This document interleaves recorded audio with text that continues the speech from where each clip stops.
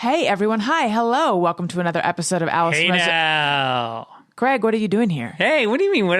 Allison, where'd you come from, Greg? I came from the world of Childish, and I just want to make sure that your listeners know that you're just as wonderful on the other podcast you do. What if they don't have kids? Don't need them. You don't need them. A lot of our listeners actually tell us they don't have kids. We talk about sex. We talk about all sorts of dirty stuff, but also parenting stuff. Yeah, so. Check out Childish. New episodes every Wednesday, wherever you listen to podcasts. Maybe I should have got it fixed. Allison Rosen is your new best friend. Allison, with her good times never end. Allison Rosen, doing the wavy pencil dance again. Allison's your new best friend. Hey, everyone. Hi. Hello. Welcome to another episode of Allison Rosen is your new best friend. I'm very excited to bring in our guest shortly. But first, I must catch up with my producer, self-described bad boy of podcasting, Tony Thaxton. Hello. Am I making you hate your own nickname?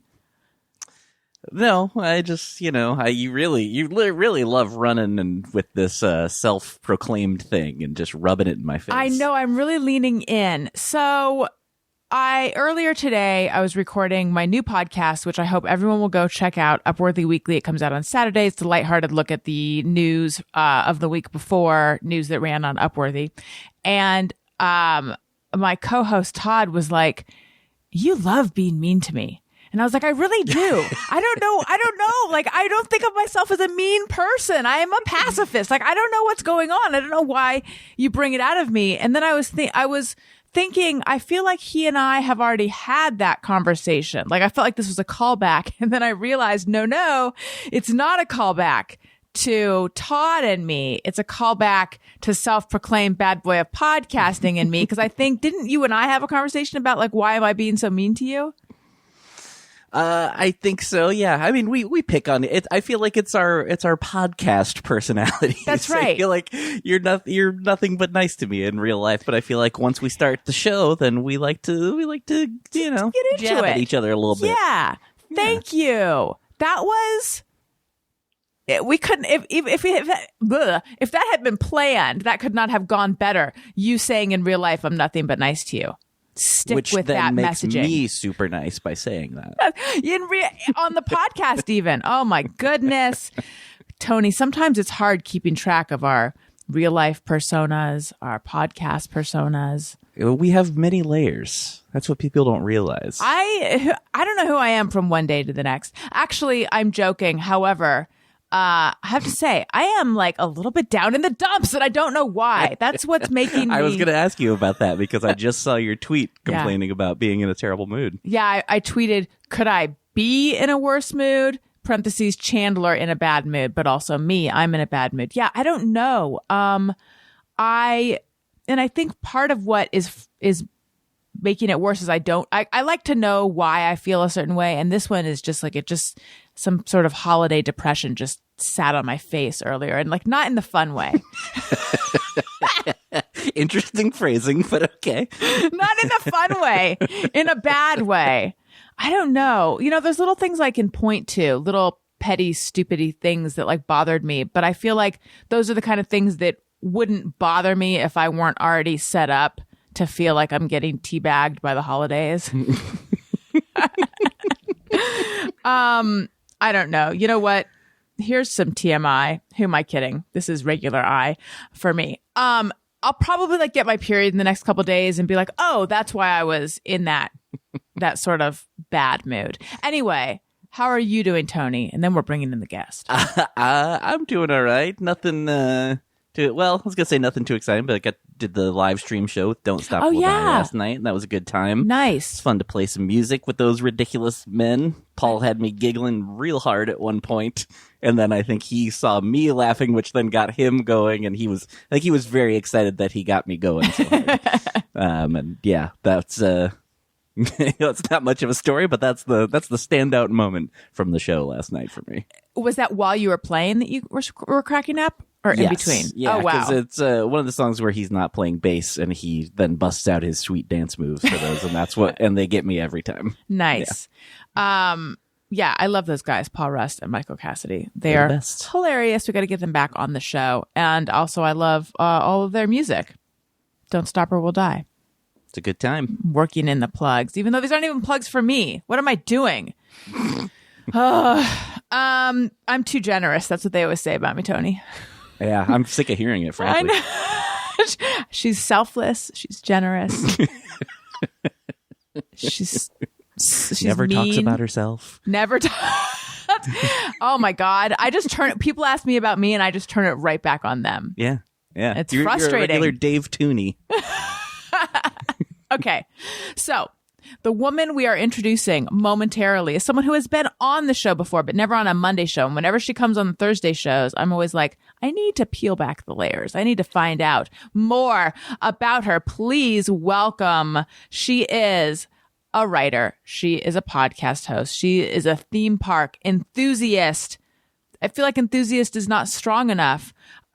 She's written for all the fancy schmancy places, your Travel and Leisures, your Vanity Fairs, your GQs, your New York Times Magazine, maybe just New York Times. I'm not sure, but it doesn't matter. They're both high up there in terms of prestige. And she hosts a podcast called Very Amusing. Please put your hands together. I almost said cans. Put your cans and your hands together for Carlye Wisel. Hello. Hello. Welcome. Wow, what a round of applause. It was so much heartier than I was expecting. Yeah, I know. You're not aware of the live audience. We spring it on you. I know. It's fun, though, to see all 200 of them in this Zoom just smiling back. It's perfect. I know. Don't worry. They are all vaxxed. They're vaxxed. They're masked. All of it. So hello. How are you doing? I'm good. I, too, have been dealing with a why am I in a garbage mood situation. Oh, good. I'm blaming the sunlight because it should not be dark in Los Angeles at 4:30. Right. It shouldn't be. It shouldn't be. It just makes no sense. I know. That's very similar to bubble in my throat. Very similar to me blaming the holidays. Like it's somehow environmental. Oh, yeah. It couldn't be me. It certainly could not be me. Okay. So let's just start with something that came up recently on social media. So you were a traditional journalist for years before you honed in on covering theme parks, right? Yeah, I was kind of oscillating between working in the music industry and being like a young reporter. So at that time, it was like write sponsored content for Anthropology. It was like a lot of kind of hovering between those two worlds. But then I went full hog, just doing as much reporting as I could and switched between a bunch of different beats. And I got bored very easily until I came across this one. And I've now been doing it for 7 years, I think. So one of your, I don't know if you call it a beat or not, but you posted a photo of yourself. You have a very fun and funky sense of style. But you're like, can you believe this idiot once wrote copy, about other people's fashion choices for this magazine? I'm not doing your caption justice. But no, and now I'm trying to think of what embarrassing outfit it was. it really wasn't embarrassing. I it think might was have been one of the colorful. many Seinfeld shirts I now own. Maybe. But I responded. I was like, oh my God, I did that too for a different magazine. Are we talking about the same thing where you would receive pictures of people and then you're just supposed to write jokes about them? Yes, I did Us Weekly Fashion Police. I did Life and Style, whatever it's called. And my God, comment, basically the same thing. Yeah. And I think my comment was like, it didn't make me feel good about myself. No, it makes you feel really bad. I felt horrible. And there was this one time when I got a photo, and I believe it was of Whitney Port, and she was wearing an outfit that I almost bought for my rehearsal dinner. And I was like, I should not be doing this. Like, this is hitting too close to home. And I felt horrible every time. Because what if they read it and it was a mean one? I know. And so the way it would work for Life and Style, you would sort of there was a stable of people who would submit every week, and you didn't always get your malevolent jokes in. Only sometimes. That's how it was for you guys too? Yeah, I think they would edit them a bit. I think they would sometimes shorten them if they had to, but you just sent a bunch in and hope for the best. And it also wasn't paid. Right. No, but you you- get no. your picture in there and like Yeah. a little. I did it because my grandma would check in the checkout line anytime she went grocery shopping, and Aw. she'd be delighted to see me in there and would like tell everyone in the grocery store. So that was payment enough for me. But now that I'm older, I'd be like, I'm not writing you free jokes. Get out of here. Right. There was so much of that back then. I also, I don't know how it was for you. I felt like I went to if you go to the well over and over again, does that mean I felt like I was basically submitting similar, not hilarious jokes every time. Like if it was an entire outfit of blue, something about blueberries is what I'm turning in. You know, like I just felt like I'm doing the same joke repeatedly. Oh yeah, it was very formulaic. It was not fun, but I mean, it was just a weird thing that I didn't want to give up because it was, whoever thought, you'd end up in the back of an Us I Weekly know. just making fun of famous people, but alas. What was your dismount from it? Because for me, I think the editor changed, and I could have I made it through one editorial shift. I don't know. At some point they stopped reaching out to me and I didn't pursue them. I can't remember how I phased out of it, but I guess it is kind of telling that I was like, goodbye. And you were like, who are you? Like, you've been on this list this whole time? Oh boy. Right. This is totally unrelated, but because I'm a little bit in the doldrums, now I'm just going to overshare shit that's in my head. But I'm wondering if you relate to this at all. So one time there was another thing that was like that where you could submit jokes and then if they liked you could keep submitting jokes. And I remember I submitted jokes and I tried to do them very much in the style of what they already ran with. And I expected I would probably hear nothing. Or maybe hear something. I don't know. I got a rejection in like 2.5 minutes. It was almost like one of those like emails that bounces back. Like I've never bombed so hard over email so fast. And I was just thinking about it recently. And I was thinking, I wish that instead of trying to ape their style, I had the sense of self enough to be like, I'm going to do my own, what I think is funny, because that's what they're looking for. They're looking for new stuff. They already have enough of their own stuff. And I feel like at this point in my life, I'm kind of like beginning to audition, I think, as well. And there's just been a lot of areas of my life where if I feel insecure, I'm sorry, I'll just invoice me after for this. If I feel insecure, Only if I provide any help, because I don't know if I will. Oh, well, I guess we'll see. I'll pay you anyway for the dumping.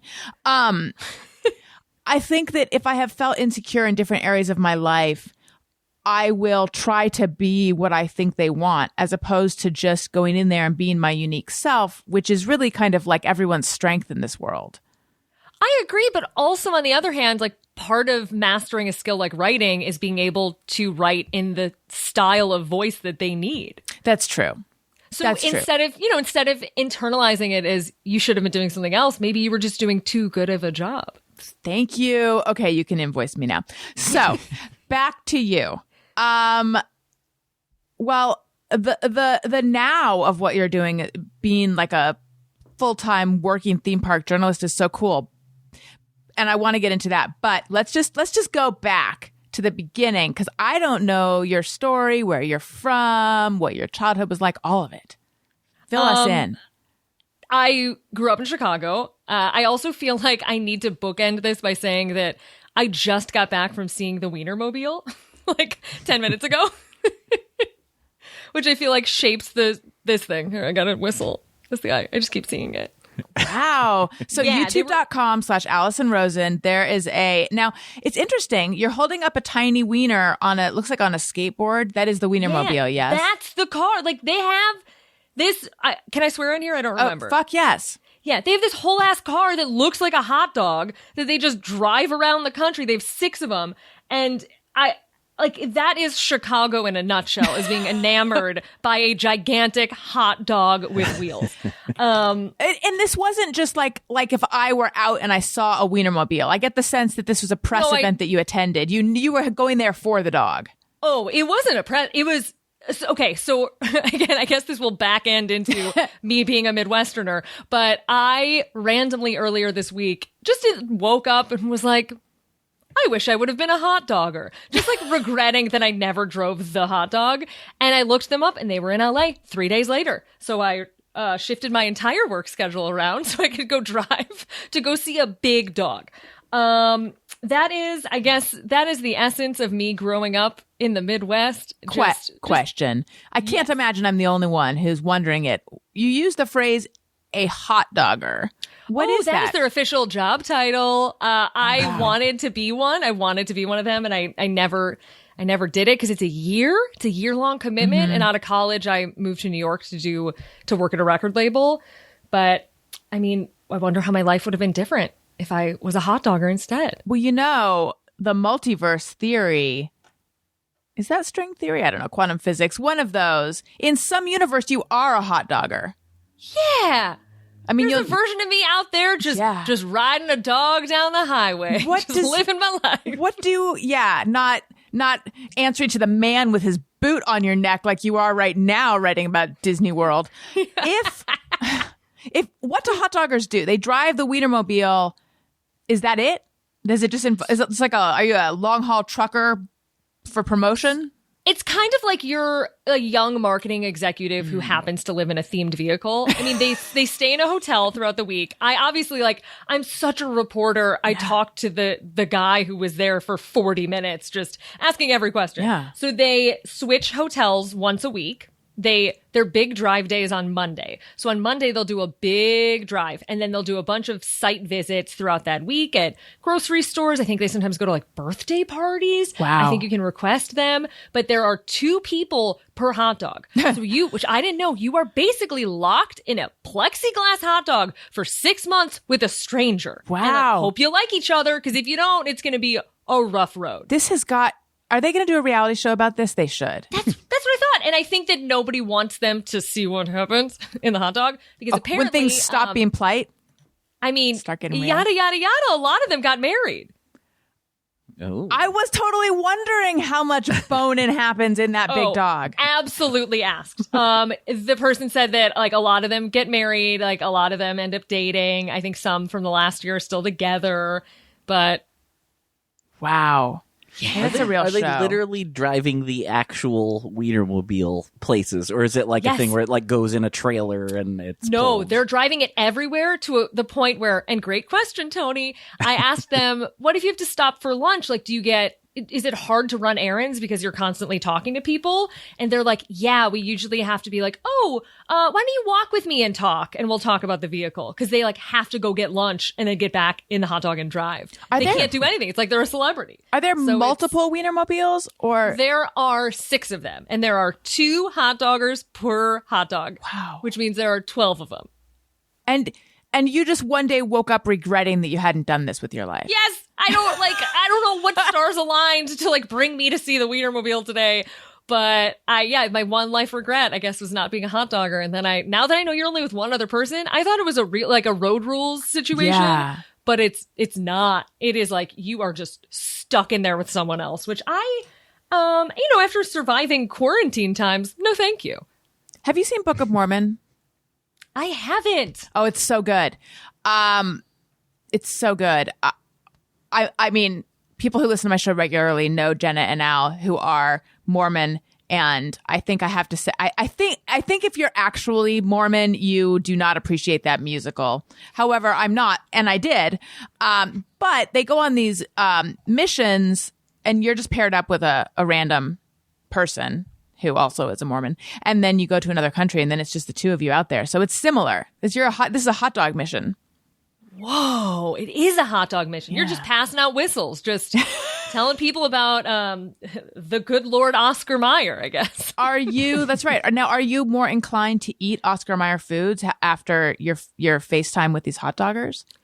No, because gonna bring it full circle. Here we go. I'm more inclined to eat a Chicago-style hot dog.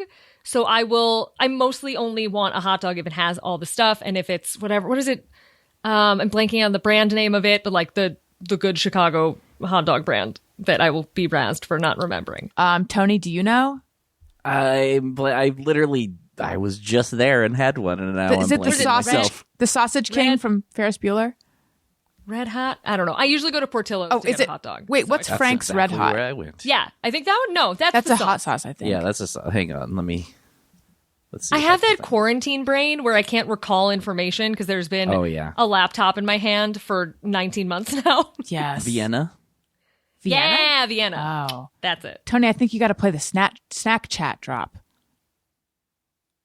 Snack Chat. Thank you. I feel like I just unlocked a new level. Speaking of having a laptop in your hand at all times, I took a little I call it a snoozeroo because every time I say that my son giggles. I took a little snooze-eroo earlier and I closed my eyes, and with my eyes closed in nap position, I was still scrolling, switching between apps, scrolling. I'm like, "Oh no." It's just it's in my consciousness and my subconscious. So anyway, okay. So back to you. You wish you were eating Yes. you grew up in Chicago. Do you have siblings? What are your Yes, parents I like? have one brother who just moved to LA, which is very Oh, nice. exciting. He is a transplant surgeon. So that explains me, I think, because I just had whatever genes were left over. They were like, "Ugh, make her theme parks." Like, there's just nothing there. And my parents still live in Chicago. They're great. I just saw them last week. It was a blast. They came to meet me in Florida at Disney World. And I went to University of Illinois for journalism. Mm-hmm. I had a blast. It was a great time. And I moved to New York immediately after that and was kind of like, okay, if I get a journalism job or if I get a job in the music biz, whatever comes first, I'll follow that path. And I got a job at a record label first. So I What did label that was for a it? few years. I was Epic Records. And it was interesting because it makes me sound like I'm 400 years old, but we were part of the first digital marketing team because that didn't exist then. No, Yeah, back and it's- then it was like you had a street team.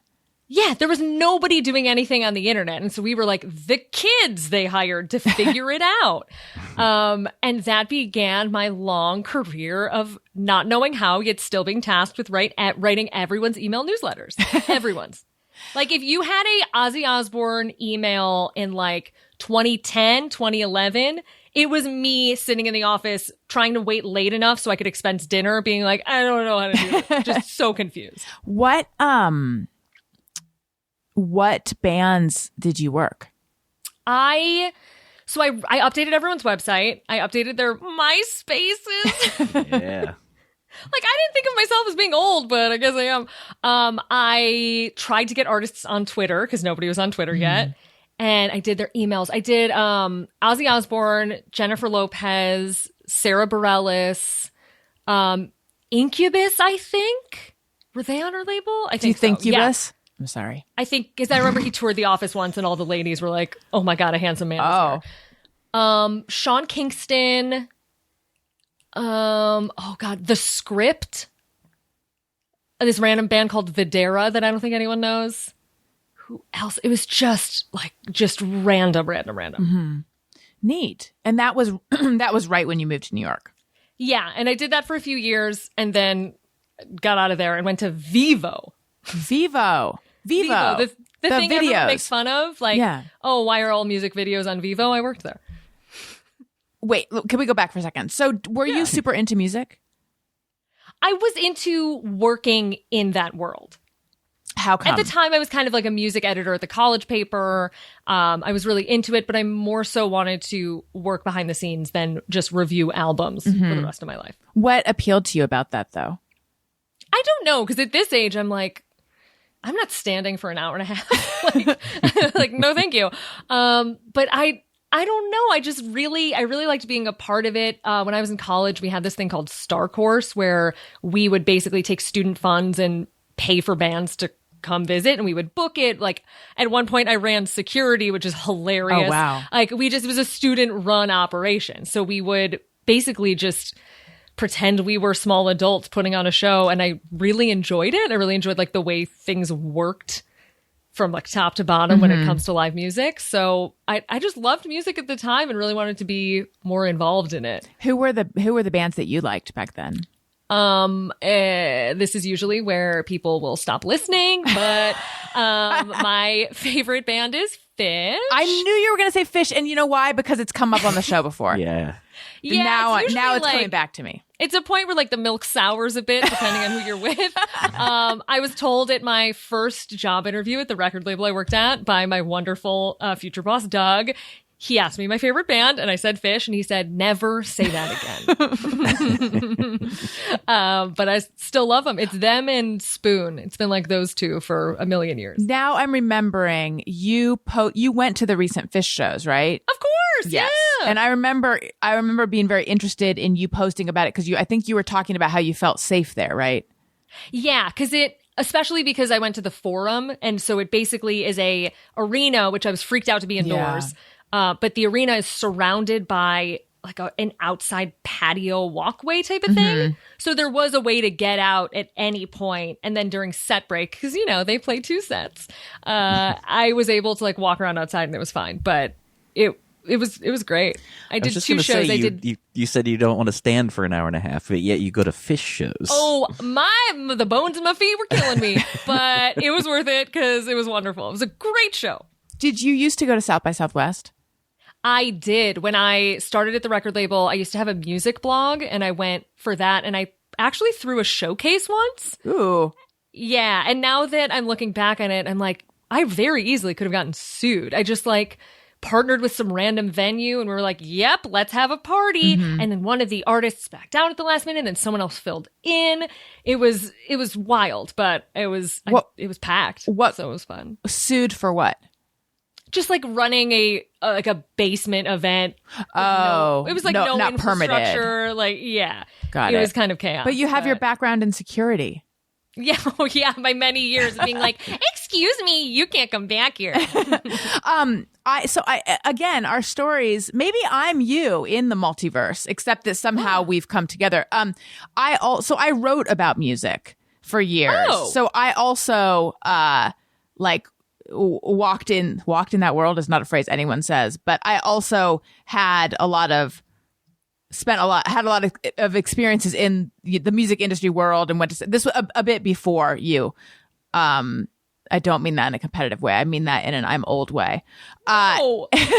And I was in New York as well. And so my beat, I would like toggle back and forth between covering music, and then that would begin to feel formulaic. And so then I would like go to features, and then I would go back to me, and I would go back and forth and back and forth. And then now I do very little of it at all. But that's a whole separate story. So anyway. Yeah, no, I get it though, because even though I only really wrote about music for other people in college. I had my own website after that.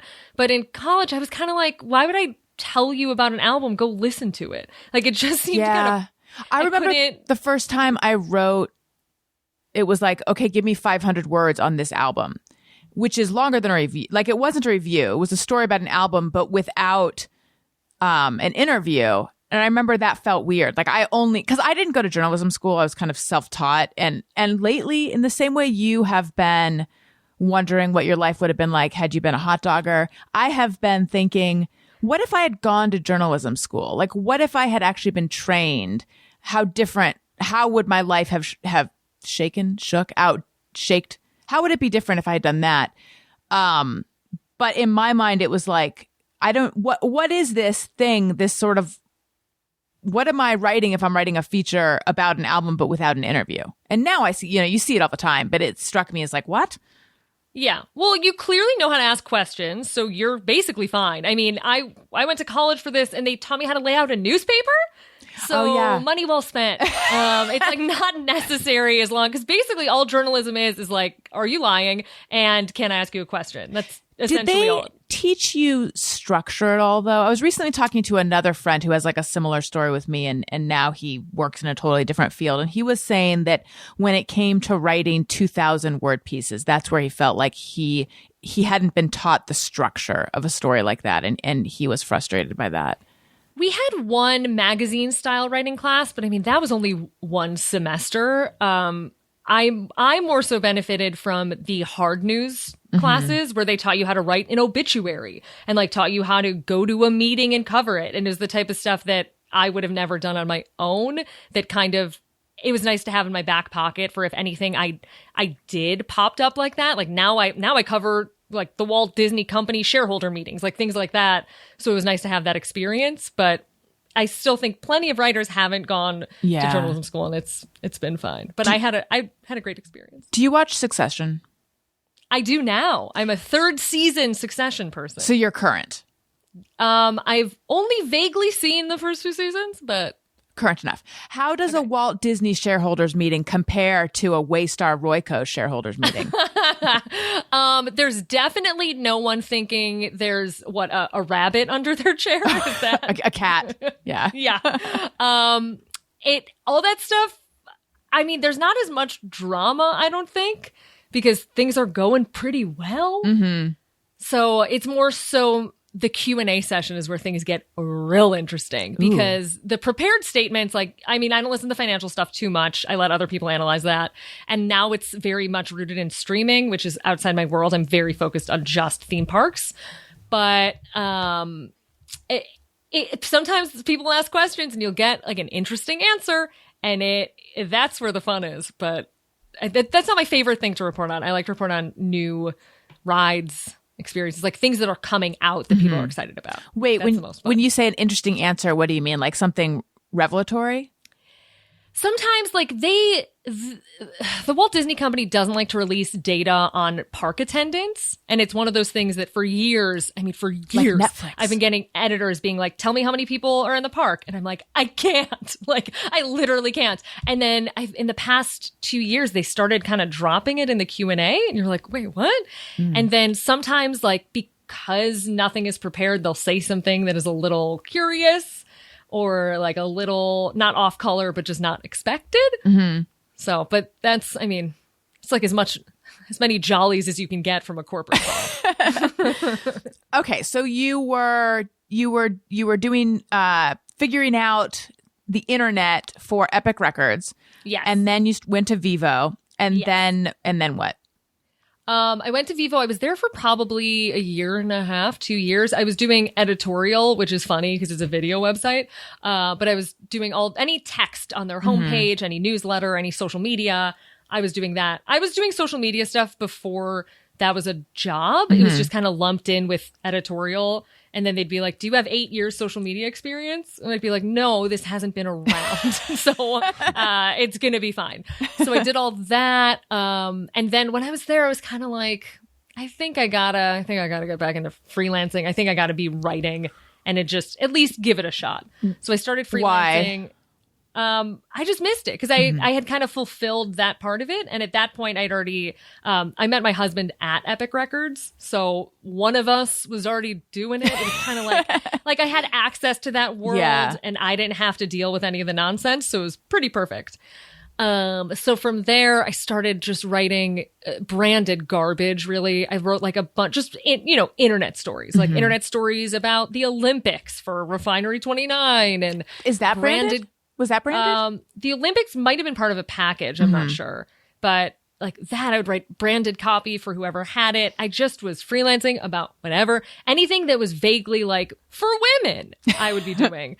And I did that for years, really. I just went in and out of covering fashion or food or fitness, just whatever I was interested in at the moment until this. Would you pitch your stories, or did they assign you stuff? I would get assigned branded stuff. For a while, it was kind of like, oh, she likes to do branded copy, send it to her. Because I genuinely did. I do love it. Like, I like writing my own ads for my podcast. Are you the same way where you're like, I want to write my own copy? I freestyle on it a bit, but I don't actually write it out. Do you? Oh, I script everything. Because even if I don't look at it, I need to have thought through it. Yeah. Especially because I gear my podcast to be family friendly, even though I personally in real life am not. Are you afraid an F-bomb will slip out? Yeah, and then it's like, it's like extra work for Jeff, and it's a whole thing. You know Jeff, of course, yes. Old the pre-Tony Jeff. Yeah, Tony version 1. Exactly. So I tried to make his life as easy as possible because he's dealing with me, and it's not. But yeah. I like to write everything out. I'm very specific about it. And I'm trying to think of all the other crap I was talking about. I was asking what, oh no, you were talking about you like to do branded copy. Yeah. I don't know why I love it. I guess another metaverse me is somewhere. Don just Drapering. writing ad copy and yelling at people on a rotary phone. But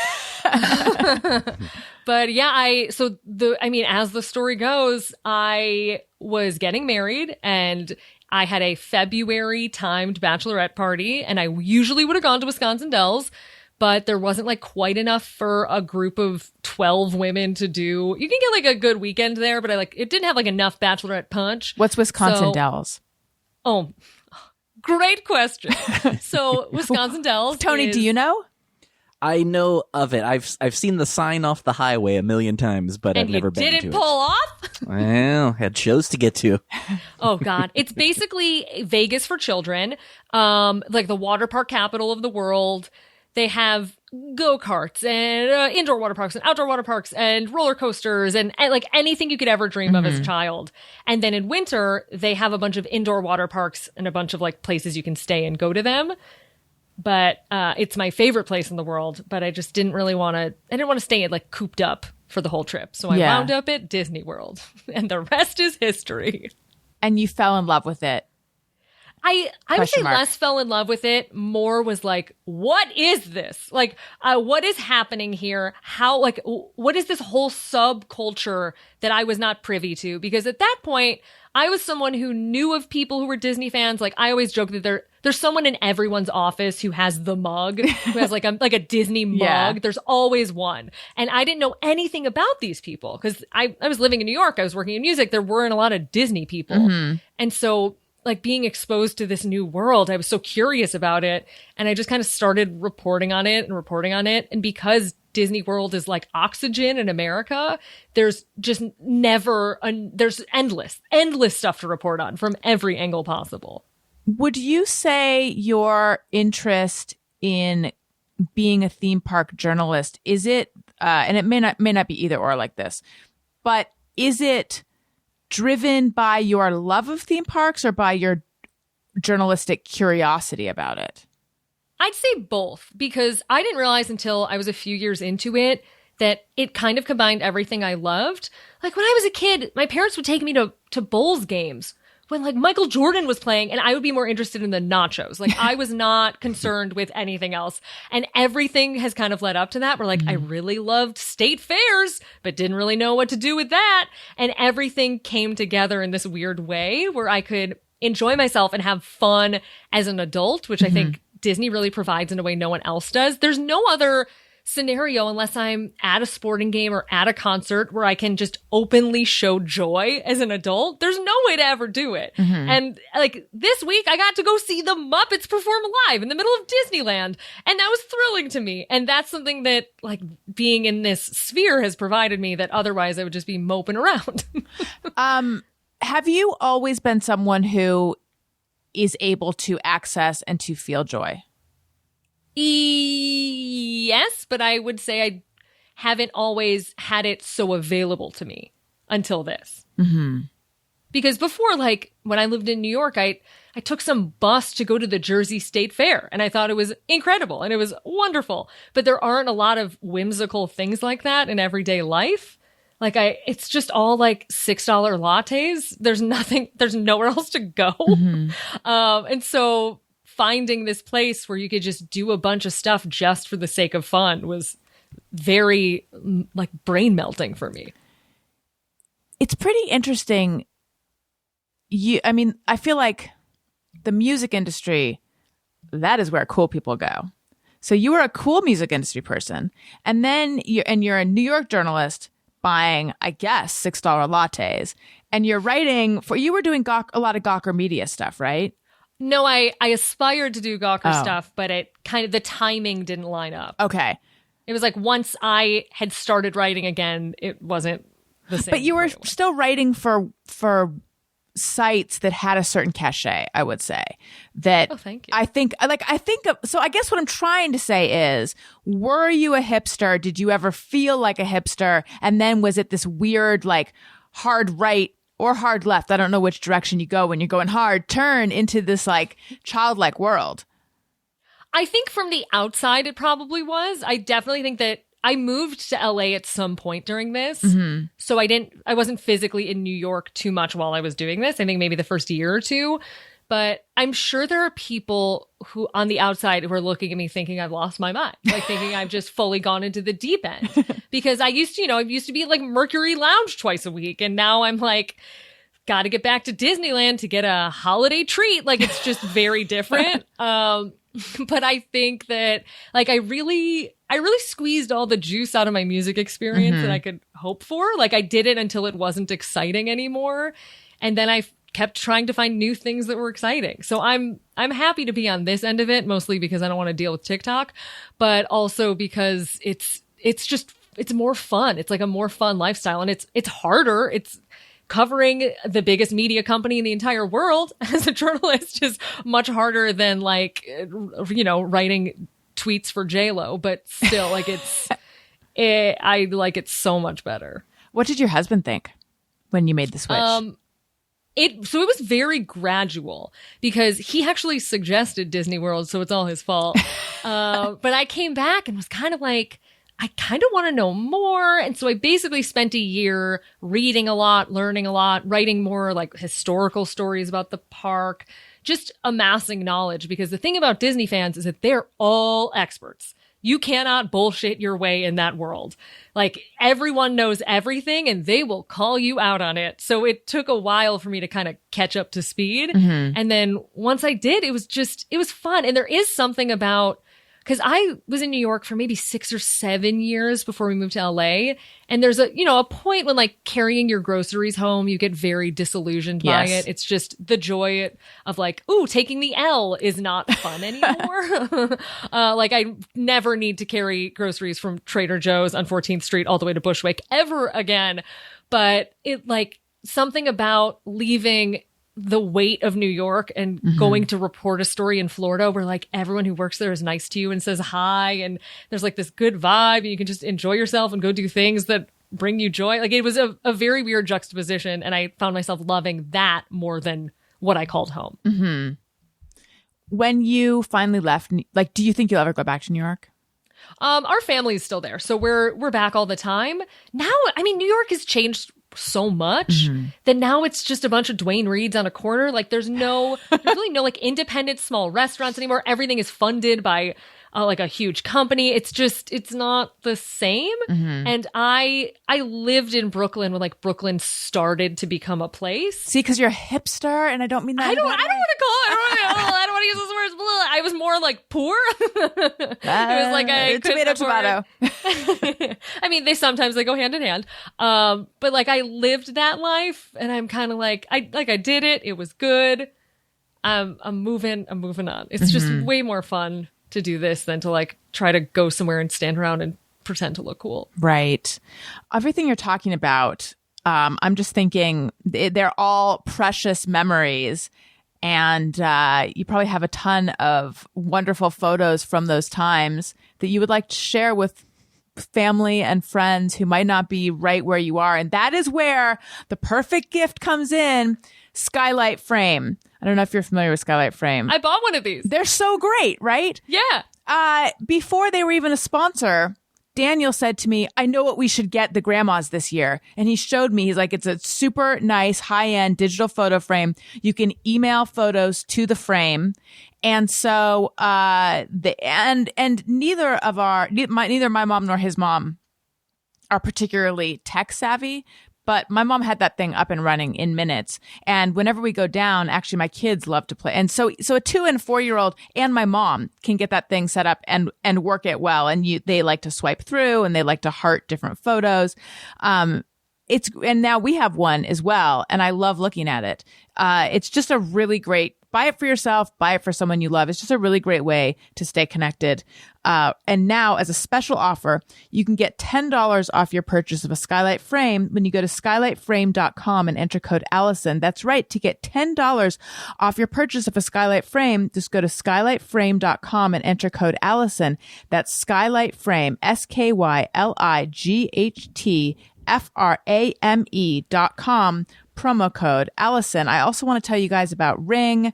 When we first moved into this house, Daniel wanted to get an alarm system, and we started looking into the different alarm systems. And these are ones where they have to come out and get it set up. And then somehow it feels like you're in now you're just in a relationship with them. That was my fear. I know that sounds weird, but that's how I felt. Like, it seems like too much. I don't know. I don't like this. That's what I said. And I've told this story before, but it is now, it's a legend. So I must tell it again. I was getting my hair straightened. The guy who straightens my hair is the consummate consumer. He researches everything before he buys it. If you don't have a friend like this, or a person who does your hair like this, get one, because it saves you. It really saves you. This is really more of like a read for him.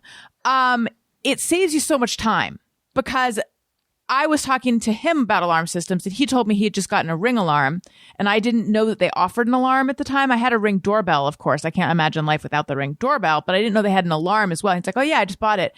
And I set it up, and I said, was it easy to set up? And he said, yes. Came home, told Daniel, we went out, we got it. Daniel had that thing up and running so quickly, and we never looked back. And I can't imagine not having it. It's so great. We took a vacation shortly after that and just had total peace of mind knowing that we could see our house from far away. We were able to monitor it. We knew what was going on. You don't need to have other Ring products, but if you do, it works seamlessly with them. Recommend it highly. This holiday season, deck the halls, walls, doors, and windows with the best deals of the year on the award-winning Ring alarm. Go to ring.com/best friend to get a great deal on a Ring alarm security kit today. That's ring.com/best friend. Again, ring.com/best friend. All right. And we're back. And I'm trying to remember what we were talking about. I mean, I know roughly. I was just mesmerized by the Ring copy. I don't remember anything. I know. I mean, I felt a lot of pressure. You saying that you do your own copy, and then I'm like, uh-oh, she's going to watch me just you did whiff great. it. And Thank I you. was kind of like, yeah, we had to have some ADT man over, and That's I'd right. much rather have just shoved something in the wall. How much of a whole thing was it? It was a whole thing. I took a poll on Instagram. That's me doing my own research. No, and, that is, it's legit. You're yeah. polling. That's what a lot of people said. Like, it's a whole thing, and then if you want to cancel, it's another whole thing. It's a whole thing if you want to cancel.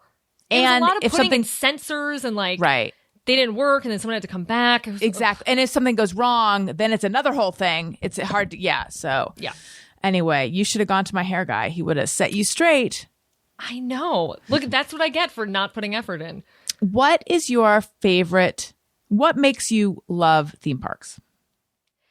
I think that it's because a whole corner of society I had no idea about, and it's people who just truly they are able to exude joy publicly, and it's totally cool. And for me, as someone who hates sports, across the board, hates all of them, there's not really a lot of opportunities to cheer at a parade or to wave at people. There's just not a lot of ways to do that, to act, to channel childhood level joy on the regular. And so that's been the greatest part of discovering all of this, is that I'm able to just have so much fun with it. But I also love a ride. I love a ride, man. Why aren't there more rides? There should just be rides everywhere. It's the best. It's the best to go on something and have your world shook up a bit. Yeah. It's great. What is your favorite ride? My favorite ride is Space Mountain at Disney World, which is a controversial opinion. People prefer the Disneyland one.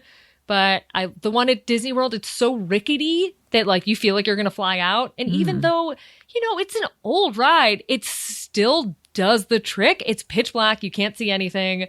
It's just still fun. And I love that it's classic, but it holds up after all these years. And the ricketiness is what makes you prefer it? Yeah. The thrill. I mean, you're at Disney. You're nothing bad is going to happen. Right. But are you a Six Flags person or whatever? No, no. There was a moment when I was like, do I want to expand into the amusement park section of coverage? And I learned very quickly that I white out on coasters. What does that mean? It means you don't faint, but you get real dizzy and things start to fade. And while you're on the coaster? Yeah. If I do, it depends what the coaster is. I think it has to do with having low blood pressure. Mm-hmm. But on bigger coasters, I'm usually okay with loops, but if there's a lot of like up and down, like big drops, it'll happen. And I talked to my doctor about it, and I was like, I think I want to branch out into like bigger coasters. And she's like, don't do this. And she gave me beta blockers to try it out. And I took them and I went to a Six Flags and I went on one coaster and was like, nope, never again. So I stick to theme parks. Never again. The physical sensation? Or yeah, I mean, the beta blockers made me feel extremely loopy. And there's like pretty aggressive coasters at theme parks. They have this new one called Velocicoaster, which is a Jurassic World themed coaster at Universal in Orlando. And like, that's a big ass coaster and it is a ton of fun. But because it's new, it's built really well. Like the physics of it are great. So I feel fabulous on that. But some of these other coasters at random amusement parks, like they're just not always designed the best and they can just be so painful. I enjoy the roller coasters at Disneyland. I've never been to Disney World, but Six Flags, like there's a certain level of extreme coaster that it just scares me. Same. I'm not like, into it. I want to feel fun. Like I want to have a good time, but I don't want to worry about pulling a muscle in my neck. Like that's not for me. But knowing that you white out, that's like really raises the stakes. 'Cause I know. But you don't ever do that on the theme park roller coasters? No. And I don't want to jinx myself, but I kind of have like an iron stomach. Like I can eat a ton of theme park food and then go on a ride and I'm fine. But it's something about like, I think I'm always dehydrated. Maybe that's it. I'm just always like barely making it through. So that might contribute to it. But I'm good with the rides at Disney. I'm good with the rides at Universal. And I'm kind of fine from there. So going back to the loving a place where you can access some of that childhood joy. When you were a kid, like, okay, I'll use me as an example. I always wanted to be older. I wanted to wear makeup, young. I really wanted to get my period until I got it. And then I was like, why did I want this? I wanted, my first kiss. I wanted to go to, like, I read teen magazines. I read books for older girls. I just always wanted to be older. And I think some of that got in the way of really experiencing the joy that we associate with childhood. What about for you? Did you have like a pretty normal childhood? Yeah, I'd say I have no like top notes from it. I was definitely, I would say on the uncool side to keep it generous, to not incriminate myself. So I think, as I was able to like not be locked in a classroom with 30 other people who are constantly like looking at each other and comparing themselves to each other, that was very freeing. But I mean, for the most part, I wasn't into this stuff when I was a kid. So it's as weird to me as it probably is to you that it's my full-time job now. But I wasn't too focused on striving towards adulthood. I think I was just maybe looking for more autonomy in my own life, which I got like the minute I went to college. So it was fine. I also wasn't. I mean, I think I was. No, I was going to say I think I was cool. It just wasn't. That wasn't a feeling shared by a lot of people. But I don't even think I thought I was cool. I also knew was. I was not cool. Yeah, I was pretty uncool. Were you like were you picked on? No, I went to a gigantic school. I went to a school that had 4,000 kids. So cool was kind of not. It didn't really matter because there were. I mean, like what? 2,500 uncool kids. Like, it was fine. And I was mostly in theater, so we were in like our own little weird bubble together. But yeah, I was just hung out with my friends, loved them, and kind of just didn't want to deal with the rest of it. Did you want to do theater? There was a second where I considered it, and then I just knew I wasn't good enough to make it a job, because if you're not landing lead roles in your high school show, get out of here. It's not going to happen. Yeah, I mean, I guess you're right, but yeah, I just was realistic about it. What made you decide to do your hit podcast, Very Amusing? Oh, thank you very much. Sure. It really just grew out of the fact that I report all these stories for magazines and different outlets, but there's a lot of stories that don't fit there that I can't do anything with. And I kind of got tired of sitting on these ideas and these things I wanted to report on and just having nowhere to do it. And I really wanted to bring it in-house to talk very like officey about it. But I wanted to be able to, if I had an idea, if I saw something cool, to pursue that and report on it and interview someone about it and talk to the people I wanted to talk to without having someone in the editor chair saying no. So it's been really nice. I think we're just past a year, or like maybe a year and a half at this point. We're wrapping up our 3rd season at the end of the year, and it's been good. It's been like a really nice opportunity. I really enjoy it. I wasn't sure how I'd feel about transitioning to an audio platform because I'm a writer, which is not, it's kind of the same, but it's not exactly the same. But I've enjoyed it. I'm used to like screaming into a mic alone in my house now. So it's all good. It's very well done. Do you plan out, like, what's your process? Do you plan out like a whole season ahead of time, or how do you decide what each episode is going to focus on? Yeah, I plan out the entire season, and then none of that happens. I try my best, but we intended to launch before the pandemic, and then that didn't happen. So we've never had an episode that wasn't during a pandemic, which, you know, a pandemic affects theme parks and travel so much. These parks were closed for longer than they've ever been closed for before. So it was so crazy, because I remember Jeff sent me an email saying, hey, I know someone who I think would probably be really great on the Thursday show, blah, blah, blah. He actually said you remind him a bit of Jenna Kim Jones, aforementioned Mormon. But not Mormon, but like equally into, you know, talking about snack foods and things like that. Yeah. And just because time has been so distorted, if someone had asked me, I would have said, oh no, that was definitely before the pandemic. But when I think about it, it wasn't, because I met you on Zoom.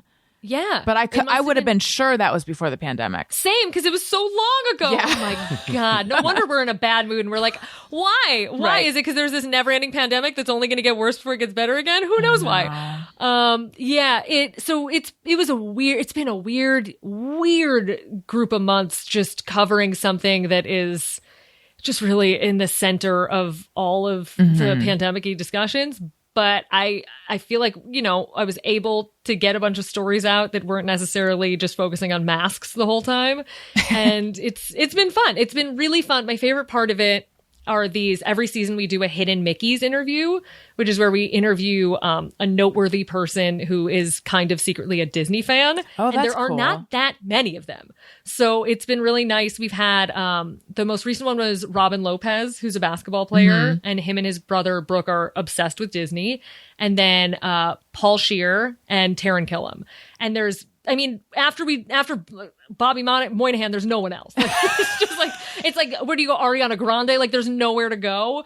But so far, it's been really nice to like talk to people who are in entertainment, but still have this passionate love for something on the same level that all my listeners do. I think each Hidden Mickey needs to bring you another Hidden Mickey at the end. You're right. They need to be recruiting for me. That's right. Make it like an MLM. Put them to work. Yes. They need to be working. And I'm on the top of the pyramid being like, bring me all those MeUndies ad dollars, please. But yeah, so every season I map it out and it all goes to shit. And then, you know, like, because news happens. So it's really hard to stick to a schedule when I can try to, and like I knew Disney World's 50th would be happening. But then, you know, one day I got an email and they were like, would you like Malcolm Gladwell to come on your podcast? And I was like, is this a prank? So you kind of like just have to go with it, even though I like to keep it tied to news and to certain dates and try to like break out the episodes. There's not too many similar ones in a row, but all my attempts at organization are futile and I shouldn't even try. How was Malcolm Gladwell? Stressful. I mean, there is not enough Adderall in the world for me to be able to feel comfortable talking to that man. Like, just a pandemic soup brain trying to talk to someone at that level is a lot. But it was interesting because we talked about The Little Mermaid, which is, he did 3 episodes about it for Revisionist History and about the problems with it. And I report on theme parks. I don't really know the Disney movies. And for a lot of fans, those go hand in hand. But I didn't grow up a fan of this stuff. I just wasn't really, I was watching Clarissa Explains It All. Like I wasn't paying attention to this. So I don't know the property that well. So I was like, oh, I just study up and like get ready. And then he the interview went well, but I think a lot of my listeners were like, how dare this man come in here and judge our favorite movie? Right, So and it was a shit weird on it. dynamic after. What's he talking about the problems with it? Like, is it saying it's problematic? Yeah.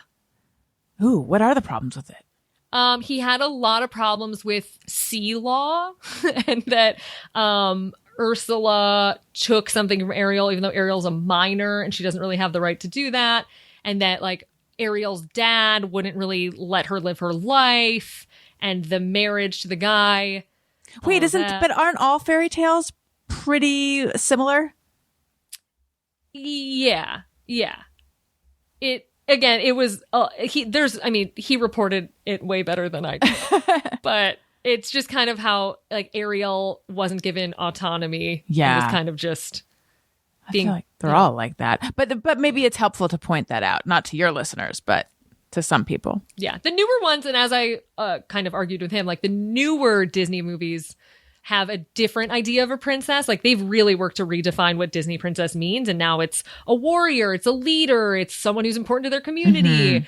But the older movies didn't emphasize that as much. Right. Yeah. How do you feel about, I know you just said that you're not super into these movies, but how do you feel about Frozen? Because it's been nonstop in a loop in our house, on a loop in our house for just years now. I think my thoughts about Frozen are I'm blessed to not yet have children. It's not my favorite movie. I don't really resonate with it much. That song was a curse on society for quite some time. And I mean, take it or leave it, kind of. It is weird how it seems 100% of children latch onto it. Yeah. I don't know It's a what phenomenon. the psychology behind it is, but I don't know if it's, I mean, I like Olaf. I'll give them that. Olaf's great. But otherwise, I don't know. Yeah. I don't know. We will. Tony, you a big Frozen guy? I have never seen it. Got to make time. I weirdly love Disney World or Disneyland, and this always surprises people that I love it, but I have barely seen any Disney movies. Yeah, because you don't really have to. Yeah. There's like a handful, like excluding Pixar. I'll see the Pixar movies, but and I'm not anti. I just didn't really grow up watching them. Neither did I, and people think that I grew up on another planet. Yeah, yeah. I've literally seen like 3 or 4. Maybe. All right, let's see what you got. Okay, have you guys seen Snow White? No. Yes. Well, now I've caught up. Tony, both of you, have you seen Bambi? No. Yes. Cinderella? No. Yes. Peter Pan? No. Yeah, I rewatched that recently, and it is not okay. The Native American stuff? No, also, like, Peter Pan sucks. He's such an asshole. Yeah. It's like, I had no idea, because I knew that there were bad depictions in the film, but I didn't know that Peter Pan was like a jackass. Did I tell you I don't know why I would have, unless we already had this conversation. Things are getting weird in the multiverse. I had a huge crush on Sandy Duncan as Peter Pan. I saw it at the Pantages. Yeah. I don't know what that's about. I mean, this came up in my episode with Robin, but apparently everyone thinks Robin Hood is hot. Oh, I've heard this. Oh, Yes. the fox? Yeah, Is that what you're talking about? Yeah, I brought this up on the show before because Yeah. I've heard multiple girls talk about this before. I'm sorry, I only had eyes for Sandy Duncan as Peter Pan, but I gotta see it. I gotta check out this hot fox. Yeah, I gotta go back and watch it and like see if I'm into him, which is already just a flawed premise. Right. But I don't get it, but apparently everybody has the hots for him. All right, let's keep going. Fox and the Hound. I haven't seen it. No. Robin Hood. No. I think I don't remember anything from childhood, so I effectively have not seen it. Okay. Sleeping Beauty. No. Yeah. Lady and the Tramp. Did we already do this one? No. Ooh. I guess I only know the spaghetti scene. Oh, it's so good. You got to see that. I recommend that one. I just had Beauty and the Beast. Yeah. Yeah, I've seen Beauty and the Beast. Little Mermaid. Okay, how have you not seen Beauty and the Beast? Tony. Hey, you can't turn this around after you said everybody thinks you're crazy. But that one's, I mean, it's quite good. That's what I hear. I just Woman gets locked also in I a was house like with man who forces her to fall in love with him. I was like Singing candlesticks. Come on. I think that came out when I was like a freshman in high school or something too, Okay, and like not exactly great timing there. What's your reason for not having seen this stuff? Do you have one? No, put in the I just Jeopardy song here, Just Tony. didn't really see. Like I said, I've seen a couple, but like I don't know. They just never. I was like hardcore Star Wars kid and Muppets kid. Okay. Oh, so which funny are both now owned by Disney, so in a way. But that's like those were like the big things I cared about. Star Wars and Muppets. I didn't realize until recently that my mom kept me from watching certain movies because a parent died in it. Oh, yeah. So I never saw them. Lion King, and I always thought I had because we had a Lion King computer game. And I realized I was watching it on a plane and was like, I don't know what happens.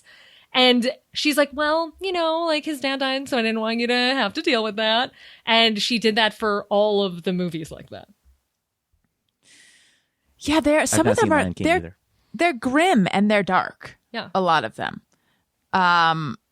Tony, can you name the 7 dwarves? Probably. Carlye, this question's coming to you next, but I feel like you probably can.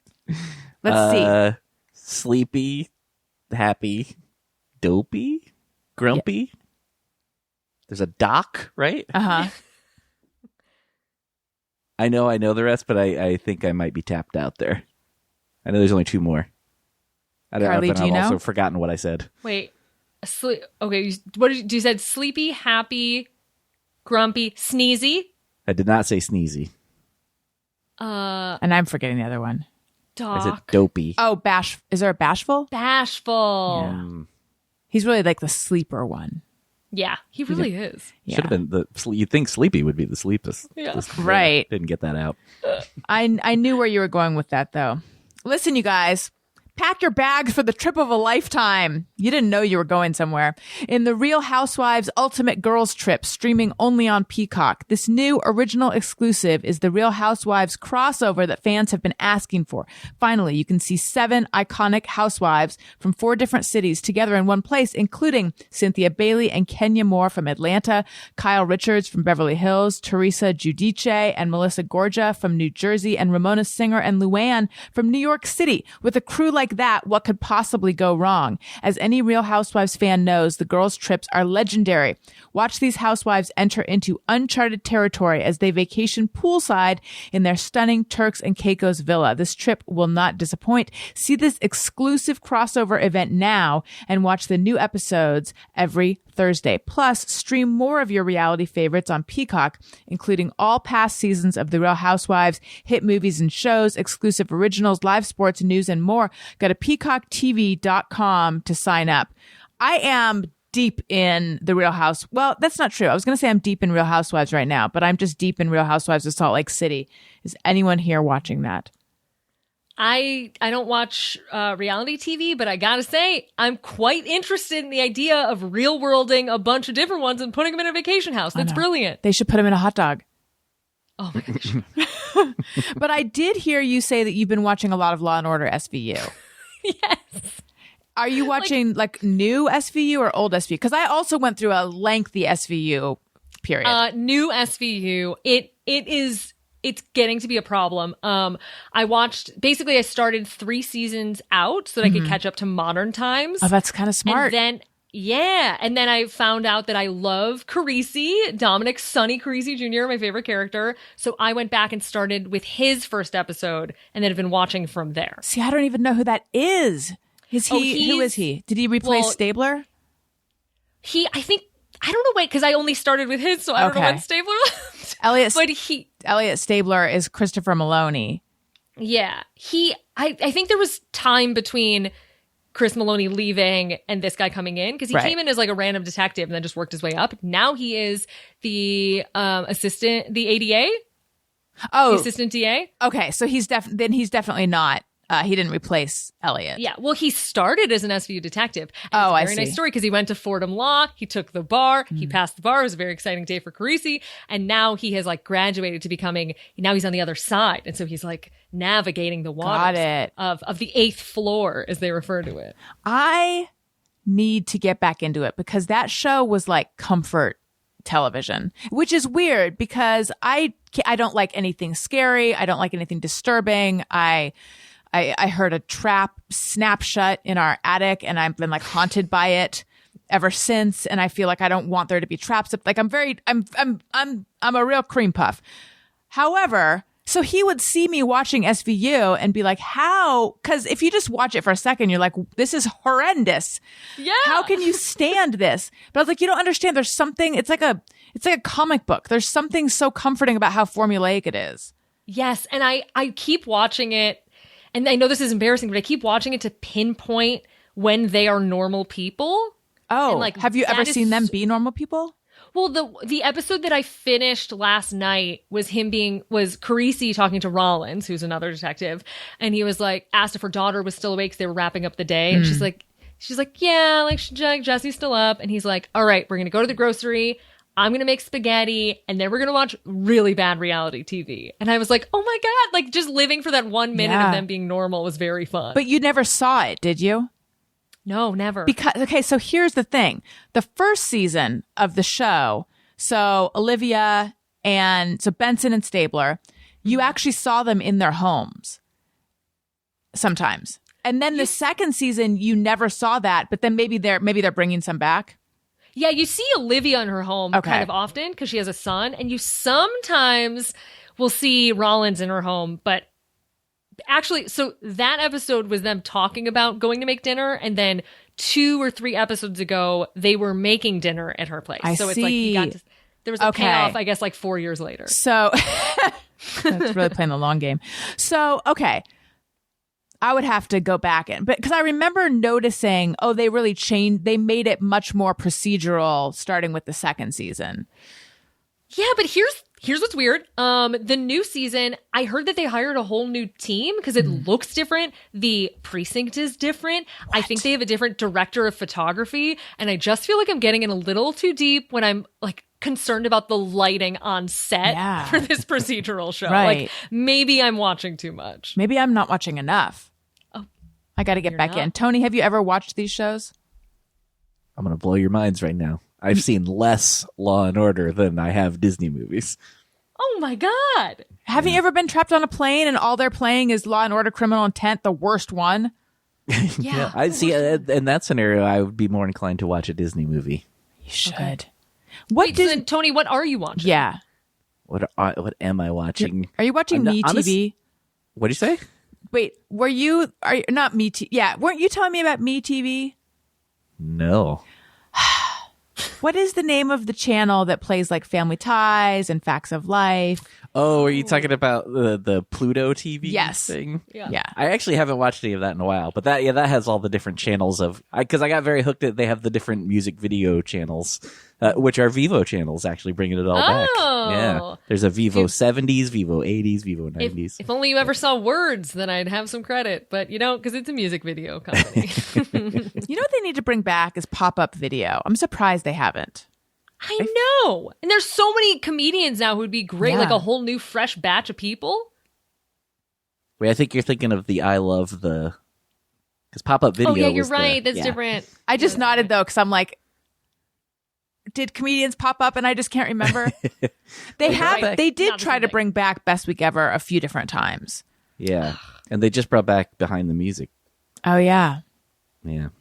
All right. Enough of all this. We have some questions from listeners to answer. So I am on Patreon, patreon.com/Allison Rosen. Bonus episodes. Thank you. Bonus episodes of The Friend Zone. There's a level where you can text me and I will text you back. We do periodic Zoom parties. I am overdue for doing a Zoom party. You can see video of the Thursday show. This particular video though, youtube.com/Allison Rosen, and you can see all of it. You can see the Wienermobile, the small Wienermobile whistle. Yeah, here it is. There it is. And what am I? Oh, you can submit questions. Duh. And you can submit carbohydrates that I will call you I will address you as on the Thursday show. If you sign up, you get a shout out on the Thursday show. And if you subscribe for an annual subscription, I use the word subscribe too many times in that sentence. Sign up for an annual subscription, get 12 months for the price of 10. So you get 2 months free. Where's the drop? I can't see this. It's again. I think of it as a Thursday show with all the drops. I just never know anymore. Here, I'll do it. That's a good deal. We have someone. That's a good deal. That. Thank you.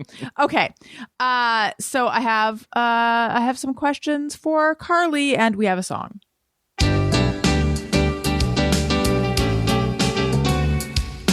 When we ask, they send them in. They're wondering how you have been. So thanks so much for answering these questions from our fans. Okay, first question is from my husband, Daniel Quantz, who actually is a Patreon subscriber, even though I'm like, what? Why? Like, my husband wouldn't do it, and I was mad at him. Oh, so really? I would just take the win. Okay. Yeah. All right. So he wants to know what you posted about with the like Disney, the Muppets holiday stuff. Is that going to go on all holiday season, or was that just for a few days? Like, basically, should we go for Christmas? Okay, so there was this special event at Disneyland called Disneyland Merriest Nights, and I believe there were only 6 of them, and tickets are sold out, sadly. Yeah, Got it. I saw that. But as part of it, they had the Muppets on a vehicle, on a 2-story oldie-time bus that they have at the park, drive down Main Street, and then park at the end of Main Street and sing a bunch of songs. That's so cool. And I was expecting it to be like, they sing 2 to 3 songs, everyone loves it, they go away. It was basically a 15-minute show. Like, there was a narrative, there were like overhead introductions for it of the Muppets taking over. It was amazing. And basically, like, Disney is bringing the Muppets into the theme park fold in a way that I think is very smart, because they haven't been utilizing them as much as they need to. Mm-hmm. And they just had Muppets Haunted Mansion on Disney Plus, which is like a Muppets movie themed around a ride that is at the parks. They brought them in for this holiday thing. The park was packed from people waiting to see the Muppets. So I'm hoping that whatever like number crunching, bean counting people realize how much money people will spend on this stuff, and we get more of them, and we can visit them at Disneyland regularly. So is there a reason to like hustle our buns there for the holidays though?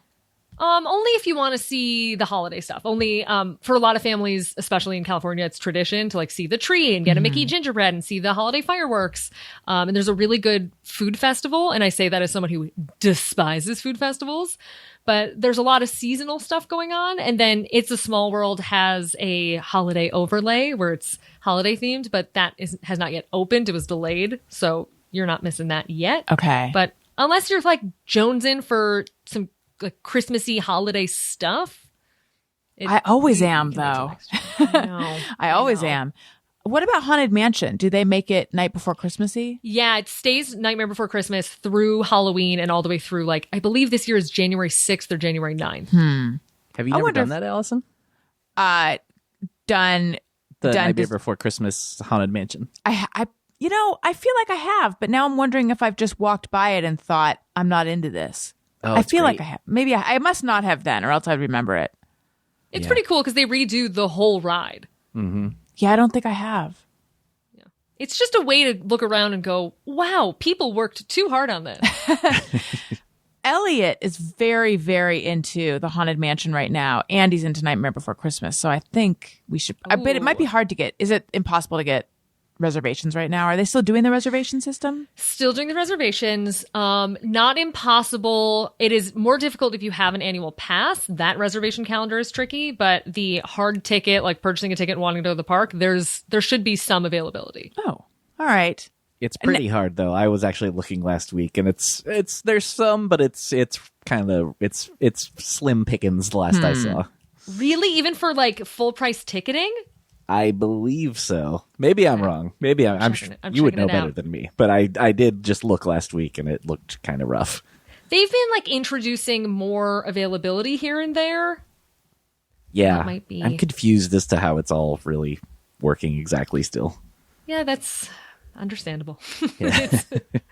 It's a lot. Okay, wait. Now I'm going to look at the calendar so I don't sound like a dummy. Oh yeah. Oh, there's nothing. Oh, it's different from when I checked. Wow. I checked maybe like a week and a half ago. Yeah. Weirdly, you can still go on Christmas, but you can't go other days.